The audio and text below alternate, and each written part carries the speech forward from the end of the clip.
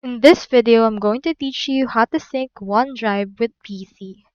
So in order to sync your OneDrive on your PC, what you can do is you first need to head over to Microsoft.com. On the products option, locate the OneDrive. And once you're in there, head over and click onto this create a free account in order to sign up. So head over and click onto this right here in order to sign up. And once you have created an account, proceed to click onto this sign in option that will appear. So let me just head over and then sign in. Here is what my OneDrive looks like onto my browser. So this is OneDrive Online. So to ensure that it will sync on your OneDrive offline, which is your PC, ensure that the OneDrive application is installed.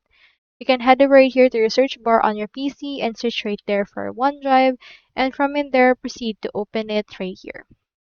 You can also just locate it directly onto your File Explorer.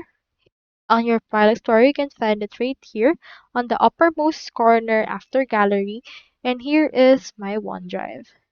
So to sync it, you can just click onto the OneDrive icon on your taskbar, and then from in there, you can head over and then proceed to sync files directly from here. As you can see, files are synced, so you can just proceed to add some files directly into this and sync it from there.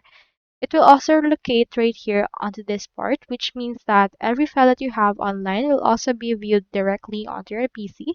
So once you actually signed in into the same OneDrive account, you should be able to see it directly even if you change your PC. As long as you have the same account, the same file will appear onto the account where that is actually signed into.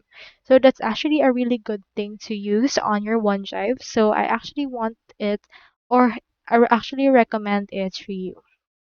So that's all there is today, and I hope this video helped you out.